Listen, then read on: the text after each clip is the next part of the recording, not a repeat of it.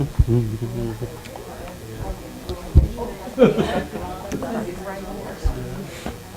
Good morning. Welcome back. I know. Back amongst the living. Sheesh. Don't get sick. It's no fun.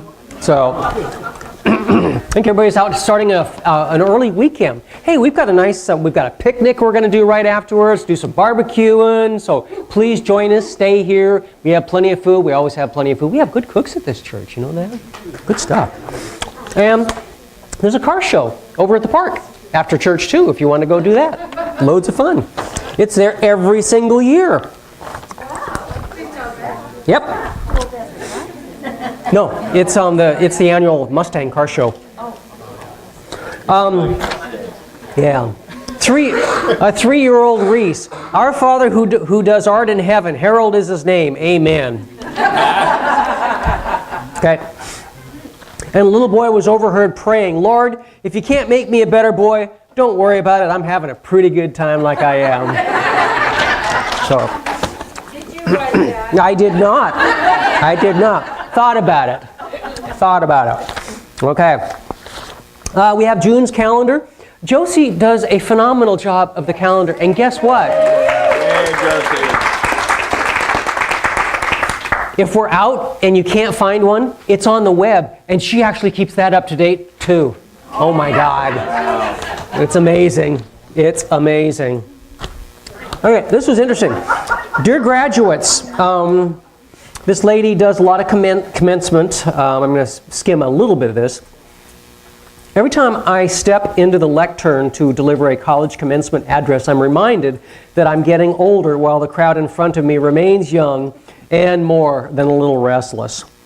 And she goes on, you may not be the same age, these young people, but this always is so. Once upon a time, I too was a recent graduate and wound tighter than a Duncan yo-yo over the state of my unknowing future. Where should I work? Where should I live? How much money will I make in 5, 10, 20 years? Who would I marry? What would my kids be, even though they haven't been born yet? Somewhere, I'm sure, in my college box of stuff in the basement is a song list for my wake.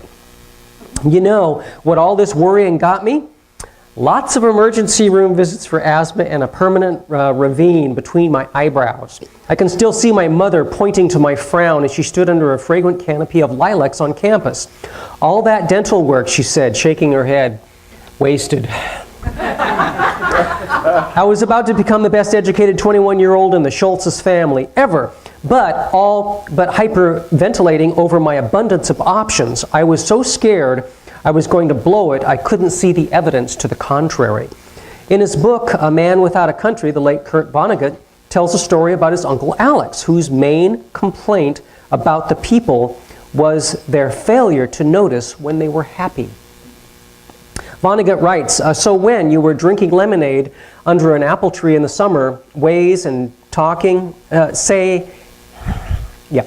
tree in the summer, say and talking lazily about this and that, about buzzing like honeybees, Uncle Alex would suddenly interrupt the agreeable blather to explain, is this just the nicest thing you ever want to know? We get a limited number of milestones in our life, but we never run out of opportunities to be surprised at joy.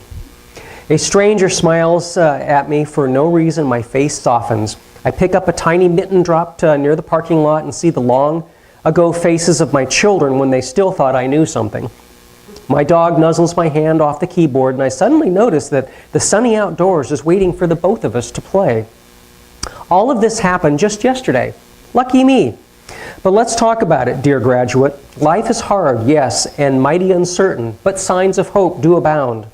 On commencement day, you'll wear a gown, maybe for the first time, fit right in with everyone around you. Total strangers will wish you well. With your every moment and tassel will kiss your neck. If this isn't the nicest time I'd ever seen. Isn't it true? We do. We sometimes forget. So, there. But we do have two patron saints, George Carlin and John Lennon.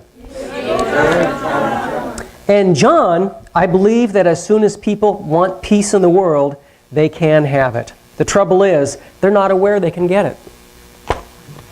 I think that's true.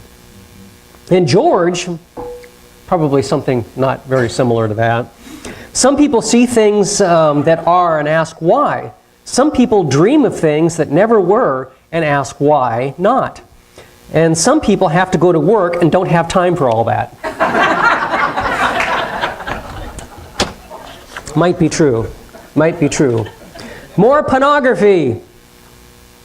Oh, I know, everybody just stops. Everybody just stops.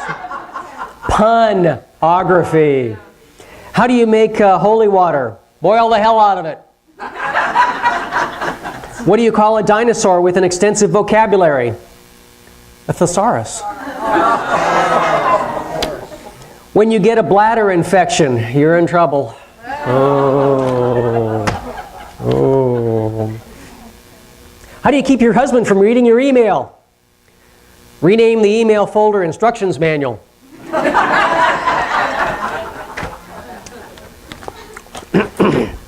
Okay. Until late in the 19th century, many United States periodicals were issued at irregular intervals. Publishers frequently gave more prominence to the number of an issue than to its date. Consequently, it was common to speak of a periodical as a number. Printed material was scarce in small towns and on the frontier. In those areas, back numbers of newspapers and magazines were greatly prized no matter how far out of date. Sophisticated visitors openly sneered at this attitude. As a result, any person holding old-fashioned ideas came to be called a back number. Not a common term, but still interesting. Okay, more t-shirts. Some of these are just bound to get me in trouble. So, I just read an article on dangers of drinking. Scared the crap out of me, so that's it. After today, no more reading. Every day, lots of innocent plants are killed by vegetarians. Help end the violence, eat bacon. It's a joke. It's a joke. Sometimes life just sucks the jelly right out of your donut.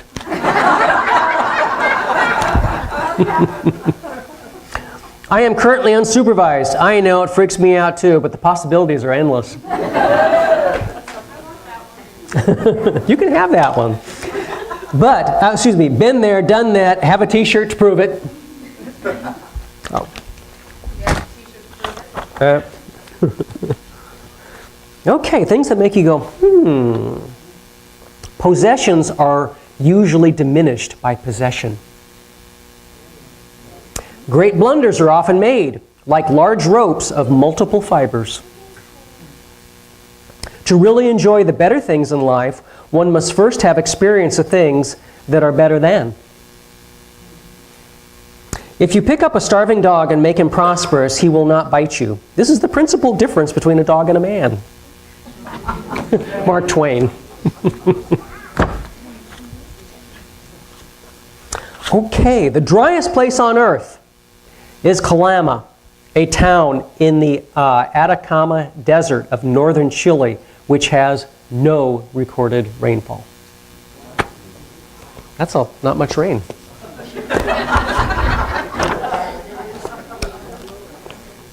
Okay.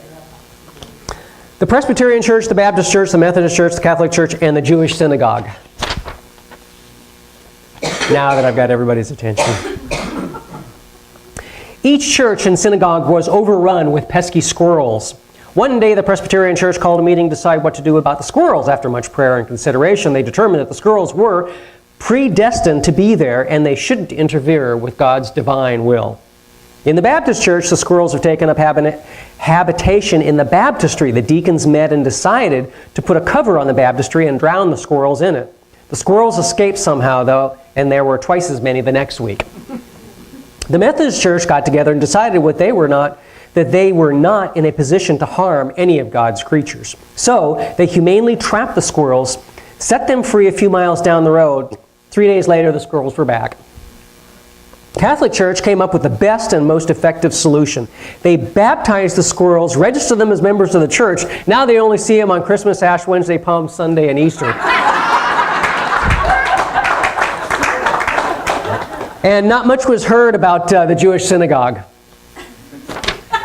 Think about it. Think about it. Okay. Let's sing a song. Oh, now people are starting to get it. Okay.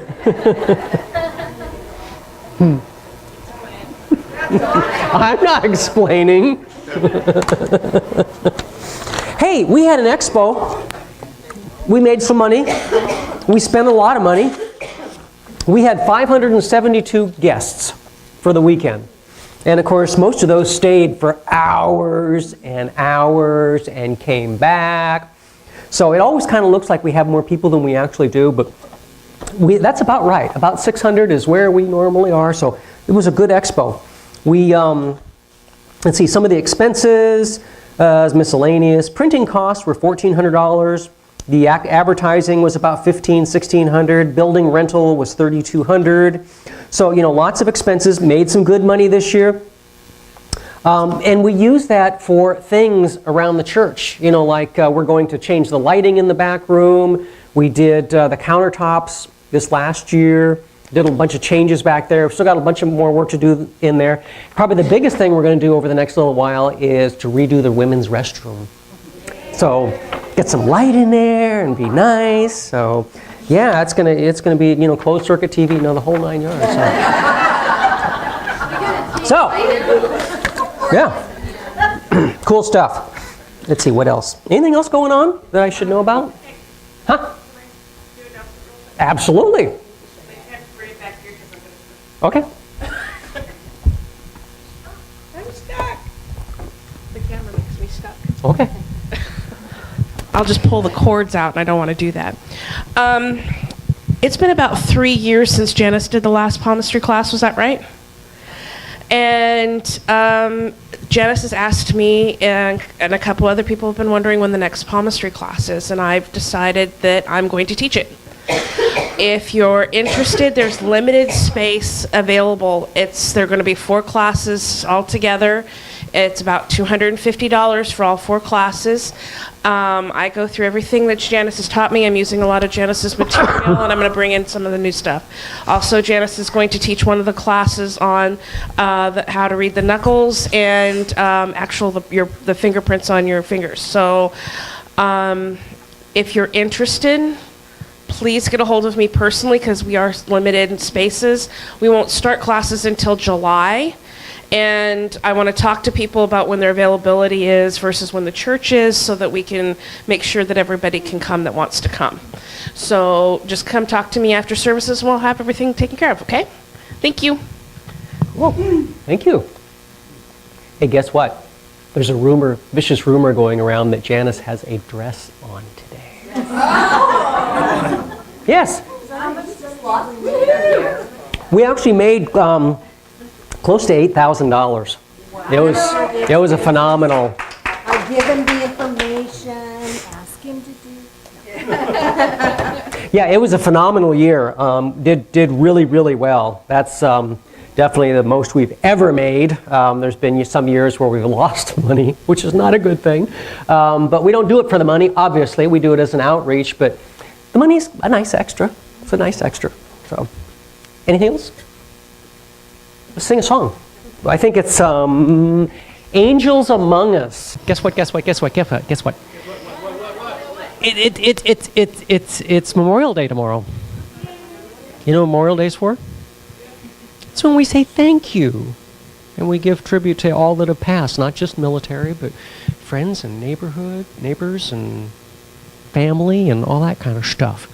But we're also going to do a thank you for the military, the former military. We have a few of those people here, lucky us. So I would like you to stand if you're former military or current military. Tell us what service you were in and maybe about the dates you were in and whatever else you might want to say about that kind of stuff. So go ahead, Daryl. All right. Daryl Morrison, U.S. Navy, 1971 to 75. Ray Roach, USMC, 84 I'm standing up for Joe, who was in the Navy, and I don't remember exactly what years, but it was in the 70s. And then for my son Sam, who was in the Marines. And William, and from 67 to 70, Navy. Heather Hunter, I was in the Army. 75 to 77 in the Air National Guard. Kelly, I was in the U.S. Army in 2002, 2005. Fred Edward, U.S. Air Force, 1956 to 1976. 2 years in Vietnam. I'm Dan. I was in twice. I was in as a regular in the Air Force in the 60s, and then in the 90s after I got my college degree, I joined the Army Reserve. Spent a couple of years doing that.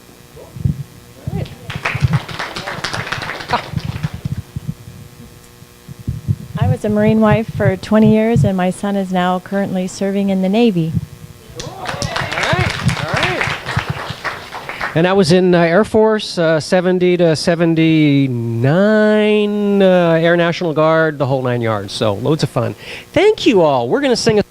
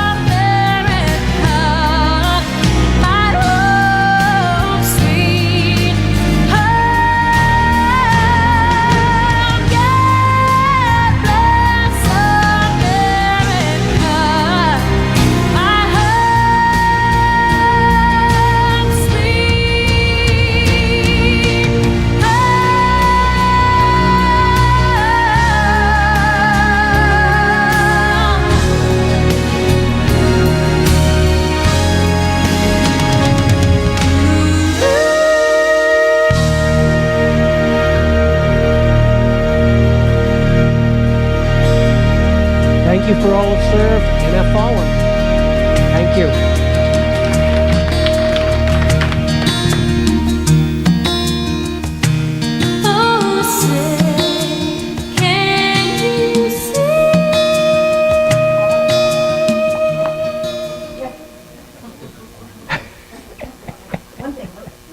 Go for it.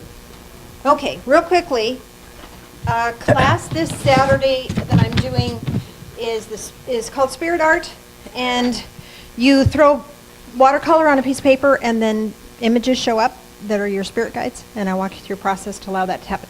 So this one has a couple of little children and a buffalo and looks like an Aztec to me, looks like a bird to me. Anyway, so I'm going to pass that around if you want to look at that. An Aztec The bird, one huh? you'll do for yourself will be a little bigger than that one. That one's just a sample. So that's with the class coming up on Saturday. If you want more information, let me know. Thank you. Bye.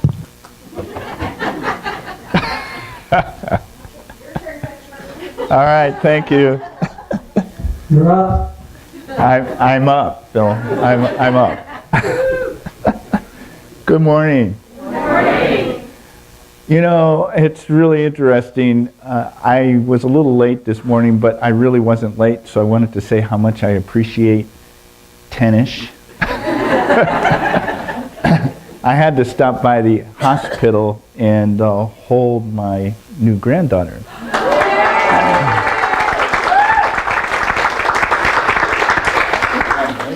Yeah, she came into the world yesterday morning. I got a call from my daughter. She said, "Dad, can you come down and get Christopher?" Little Christopher's my grandson. And they had just gotten to the hospital, so I said, "Sure." And I got there, and I could tell she was in the middle of the contraction, and she had the little one in less than an hour. Wow. They didn't even get a chance to give her any meds or anything, and it just was like really fast. So, you know, it got me thinking because I spent all day yesterday with little Christopher. And generally, you know, the day before I come to church, I kind of think about what I'm going to talk about. And sometimes things come and sometimes things don't. Most of the times things don't come, and that's okay. I still show up and things come. It works that way. It's very interesting how it works. But as I was talking with Christopher and just hanging out with him, and we're talking about his little sister, I really started thinking about the process that we go through here on this planet and this plane and what we do, the process of coming into the plane and the process of leaving the plane. And being the fact that tomorrow is Memorial Day, it just seemed really fitting to talk along that line this morning. So you're probably wondering what her name is. Well, she was before I tell you the name, she was 7 pounds and 7.5 pounds, 19 inches long. She's got dark hair, and she opened her eyes for me this morning, and it just, all of this light came out. It was just like, wow. When I first picked her up, she was a little fussy, and I just held her for a little bit and rocked her, and she got calm, and she just got really calm. It was really nice. So that whole life cycle, it's, see if I can remember the name. It's kind of, I just got it. So, Andelin Marie Baldwin is her name. So that whole process of a new life coming into the planet it's a huge thing. Every single one of us that's here this morning has gone through that process. We've all gone through that process. We were all little teeny babies that someone had to take care of. Most of the mammals in nature are pretty able to take care of themselves pretty rapidly. We take about 2 years. It takes us a while. Life's really very precious. And we're very unique in the way we fit in with life, if you will. And I couldn't help but think what was going through her soul spirit as she is now here, because, and I don't expect everybody to believe the way I believe, but I tend to believe that we really kind of set ourselves up for what we want to experience before we get here. And so I'm holding her and I'm thinking these thoughts, and I've done this with all of my grandchildren. I have 6 now. I've held them all. But I'm always kind of communicating with them mentally, and I always talk to them in the form of light and of spirit, and and God and that kind of thing. It's just the way I am with my children. And all of my children are really, really wonderfully special, as all of yours are. I would have to say that. All children are special. So that leads me to the next sentence. If all children are special, all of you are special. Because you at one time were children. Some of us still are.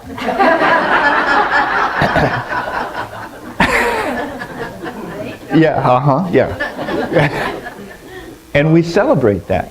That's wonderful to be able to have that openness and that willingness to just step into life, into a day, not knowing what it holds, and being willing to explore it for what it is. And if you're still childlike, like some of us are, you can do that. And this man can do that, because I've watched him do it. He's special, isn't he? Yeah. So that's a wonderful thing. It really, truly is. So, and then it's Memorial Day, too. And so I started thinking about my stepfather, who I really refer to as my father. I've never known my father. One of those kinds of things. I was born in 1948, so that's a little bit after the close of World War II. I have often thought what my parents were thinking, what they were going through when they went through that war. And I'm kind of a history buff when it comes to that kind of thing. And World War II was amazing. All of the coincidences and things that happened to make it turn out the way that it did. It was just an amazing play that took out on the planet Earth. It was just amazing, everything that happened. My stepfather served in World War II. He was in Germany. And he also received a wound in action. He's got a bayonet scar across his belly. He was on guard duty one night and told me about it. It wasn't something that he liked to talk about. It was something that really very rarely he would bring up in conversation. I would bring it up actually, and he would then give me a few nuggets, but not a whole lot. It wasn't a subject he was comfortable with. But yet, he and I don't know how many other young men and women went into that war and didn't come back. And a lot of them that did come back, came back really changed because of what happened. And not only did we have this horrific war play out on the world stage, we didn't learn a lesson. As a people, as a whole, as a community on the earth, we didn't learn a lesson, and we still had wars. We had Vietnam, we had the Korean War. All of these things kept following, and it's still going on today. Can we change it? I believe we can. And I believe we need to, because I think if we don't change it, it's not going to be a really good future as far as human life is concerned on this planet. It has to change. How do we change it? We change it with our voice. There are 7 billion people on the planet at this moment, and it's growing exponentially. And no matter what kind of movement that you get involved in, no matter where you're trying to make something happen over here or something happen over there, there's always a tipping point. And that's what we have to get to. We have to get to that tipping point. If we can get there, we can change the process of what's happening on this planet and really, truly bring about world peace. I believe it's possible. I hope to see it in my lifetime. I might not. But I believe it's possible, and it can happen that quickly. It only takes a lot of voices in every single one of your voice has power. Every single one of you have power. So how do we do that? I'm not saying we have to go out in the street and have a demonstration, but we talk with friends. We talk with family. And the more we talk about things that aren't right, the quicker things become right. I don't know how many of you remember the little railroad bridge that's on the highway between here and Kennewick. And for the longest time, it kept getting tagged, and there was all kinds of graffiti on it. And they decided to put 2 lights up there and shine light on the bridge. People became aware of the fact that it was being tagged, and they wanted to change it. And when they put those 2 lights up there, and they started focusing energy on that bridge, there hasn't been any more tags on that bridge. If we could do that with simply a bridge, we can do that with the world. You have the power to do that with the world.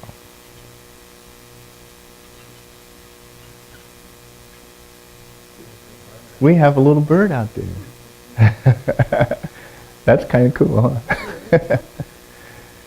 So that's what I wanted to say this day about Memorial Day.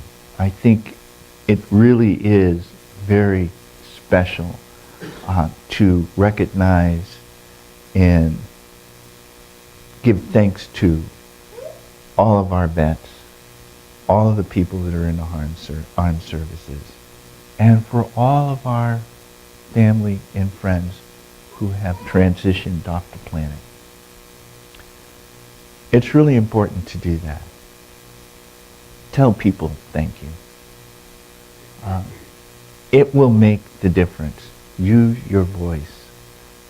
We need to get this planet on a better trajectory than where it's headed right now.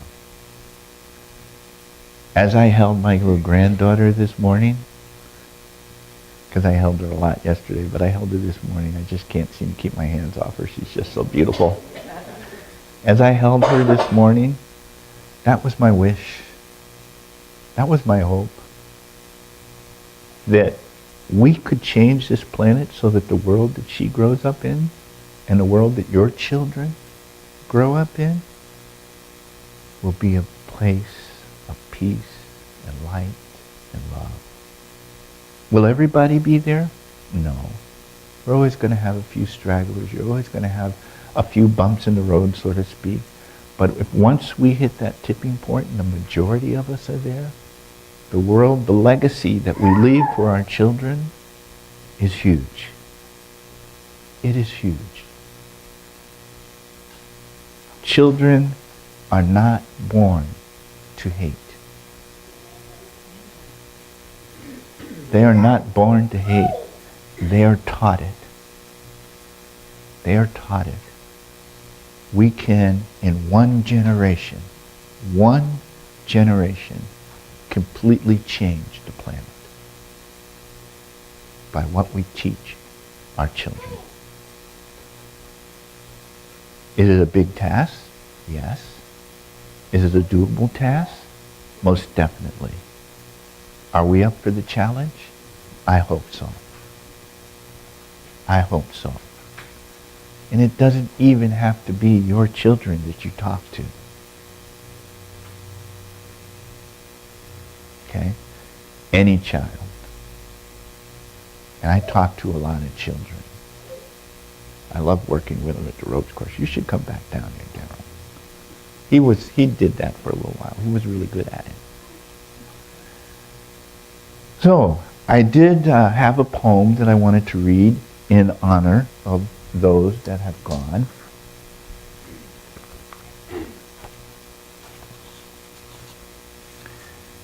It's called Come Home Now, Beloved.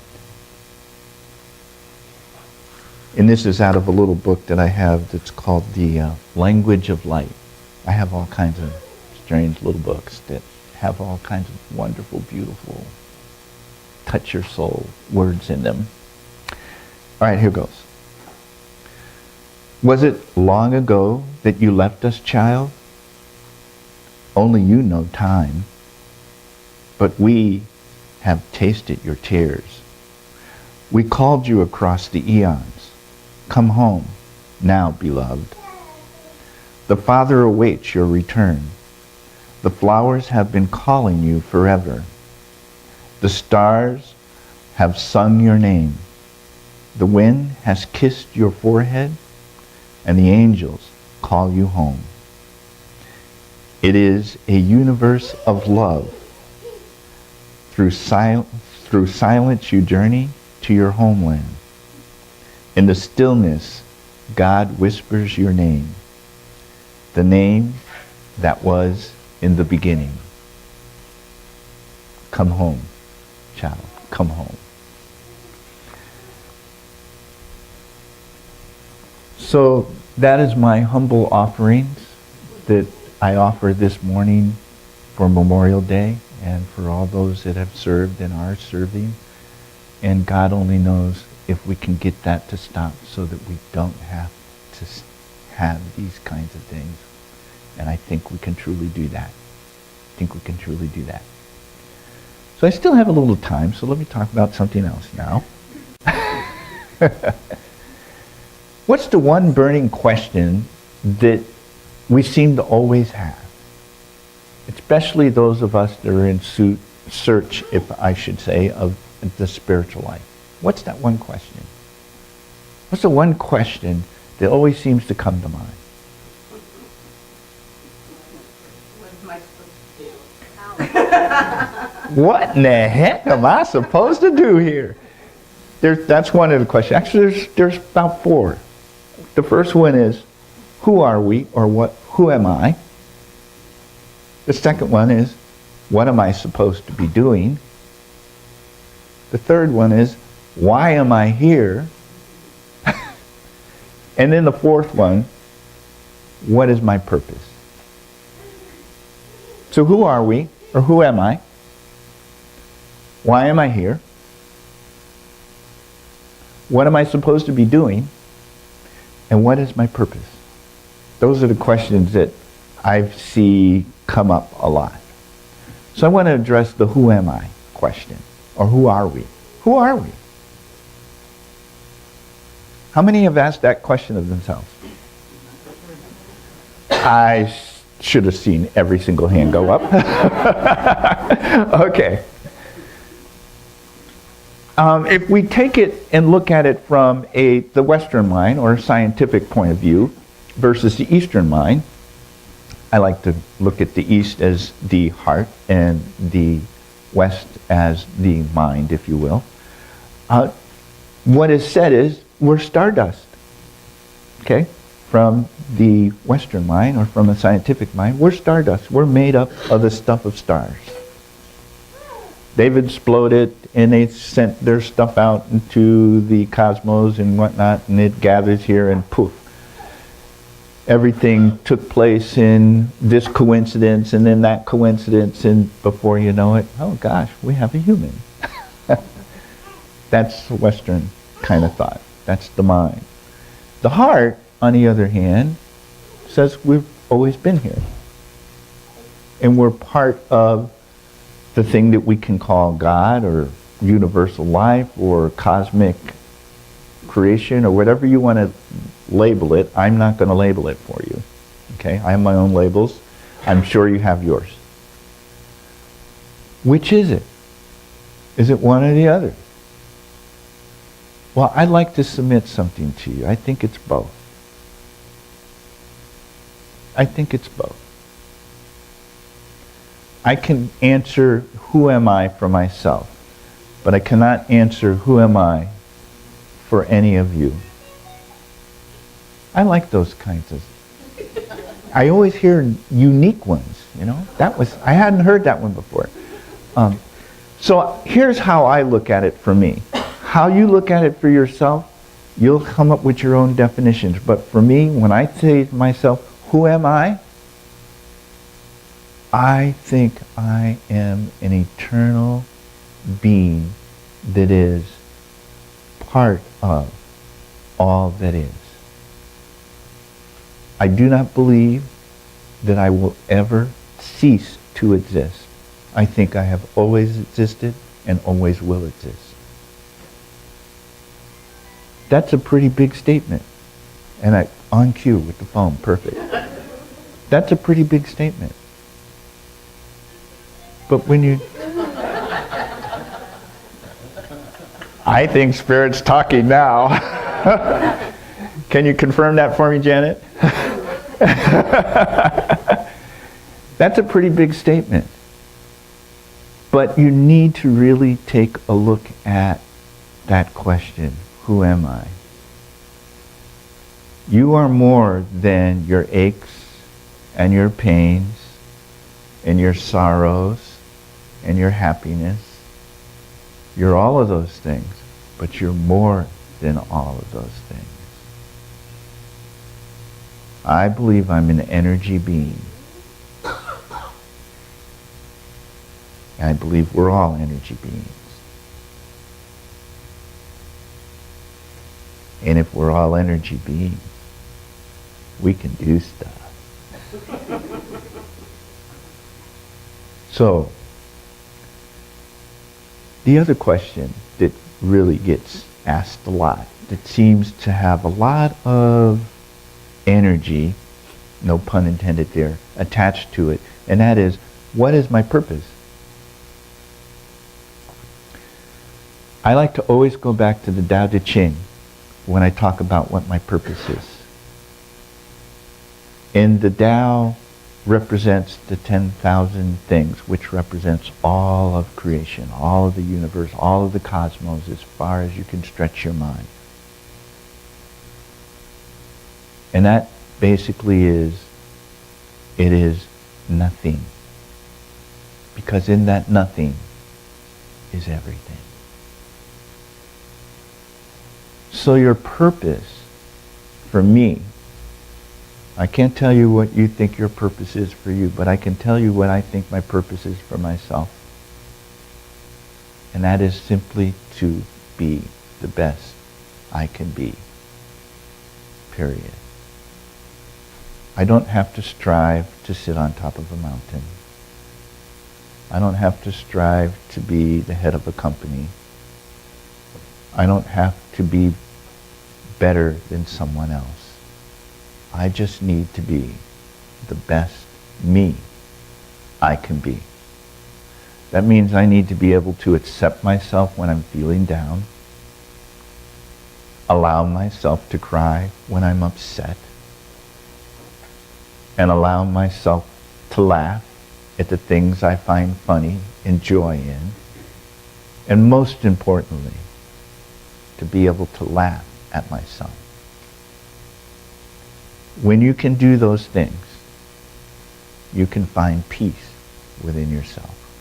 And when you can find peace within yourself, you can help others find peace within themselves. And we'll get back to my earlier point. We'll get to that tipping point, and we'll make the planet Earth our home, our spaceship, if you will. My cousin put something on Facebook. Hi, Paul, by the way.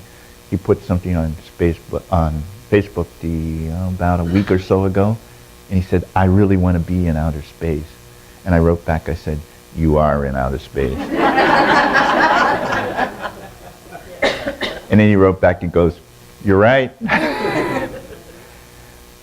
So be the best person that you can be. You're all so beautiful. And you know, when I stand here and I look out at you and I see your eyes and the light coming out of your eyes looking back at me, and the beauty that I see here, it's amazing. It's amazing what I see.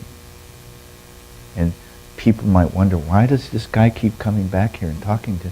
I'm addicted to you.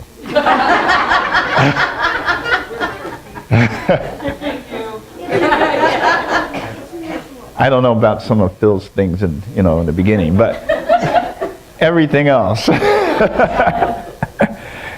You're really a beautiful bunch of people gathered here in this church are wonderful women and men that get it. And we're all struggling too, but we get it. And wow, what a wonderful place to come to and get re-energized and feel tapped in and feel belonged and feel loved. It's pretty amazing what happens here. I'm just a little piece of it. You're the major component. You're the major component. You really are the energy that makes this engine run. So who am I? An energy being. What is my purpose? To be. Mr. Phil.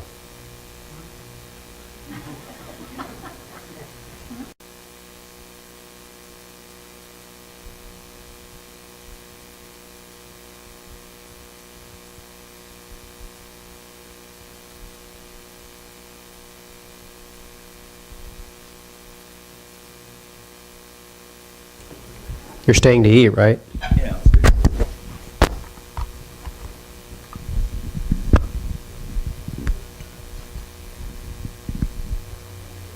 It's not going to work. Oh, sure it is. No. Sure. No, it'll work. It'll work great. It'll take 3 of us. Yeah. Okay. That works. This is kinda Okay, cool. this is fun. I like it. All right. So communion is this opportunity for us to commune with one another and with Divine Source. And if you're a follower of the way, we remember at this point in time that the price has been paid. And we're free. We're free to be as happy as we choose to be. So would you join us in prayer, please? Loving Spirit of Light, thank you. Thank you. In the name of Jesus. Amen. Simple.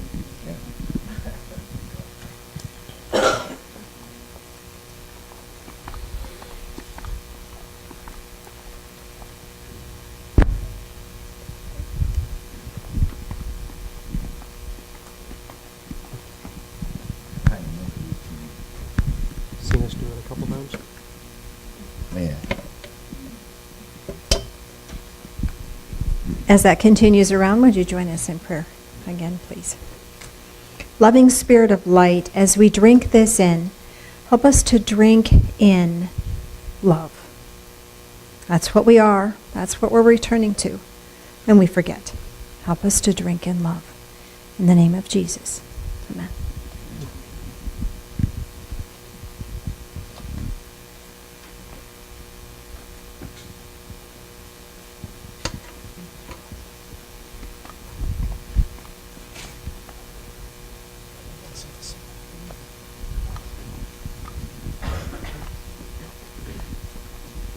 Oh, you touched it first.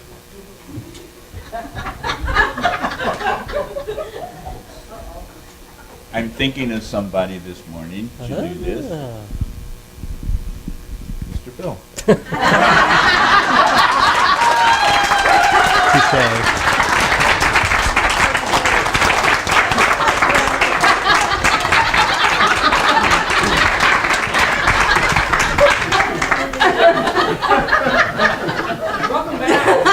Thank you. Nice to be back. This truly is a special time. You know, when we started the church, almost going on 17 years, it's a hard, that's a long time. But we said then that if we ever had to beg, if we ever had to go through the gyrations that some churches go through when they ask for money, that we would walk out, lock the doors, and that would be the end of us. And we've never, ever had to even get close to something like that. Because of your help, we wouldn't be here. And with your blessings, we will continue. Thank you.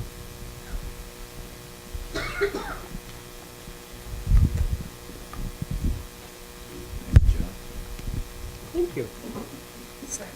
Hi, Lon.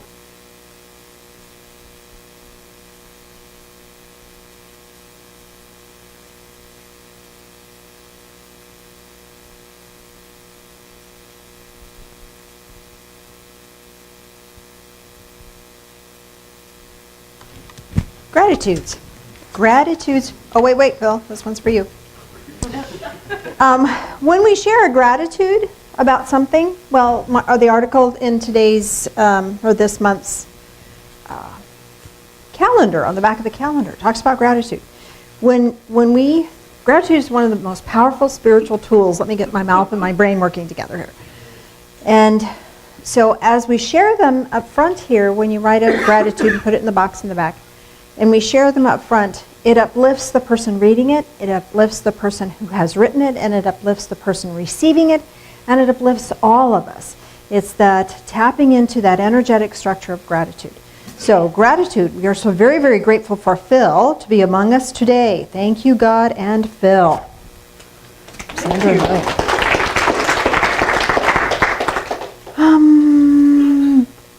been here several times. If only there were more places such as this. To all that have accepted an Oregonian that only gets to come occasionally, thank you from the bottom of my heart.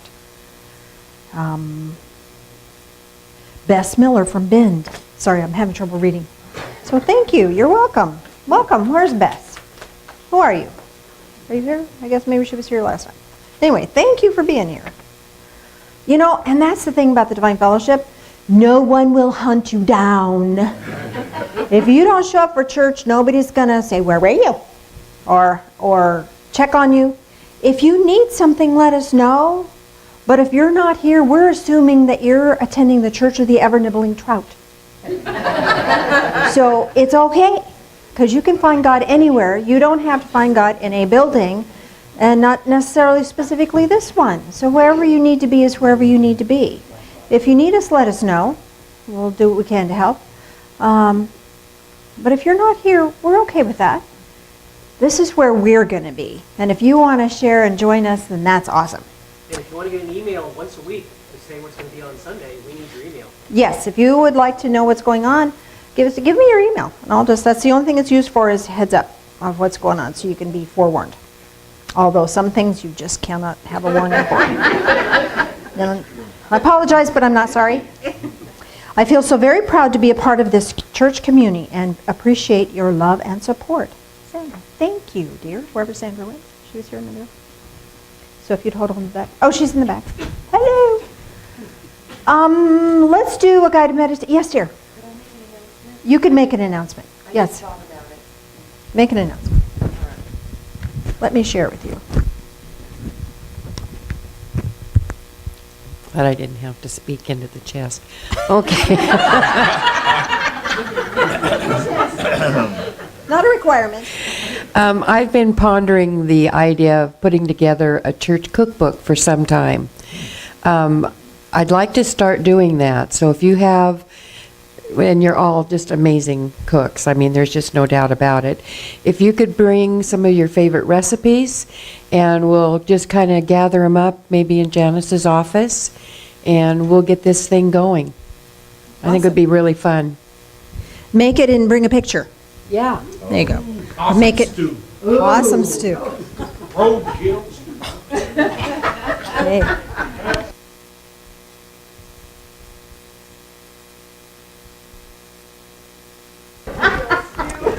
On that note, let's do a guided meditation, shall we?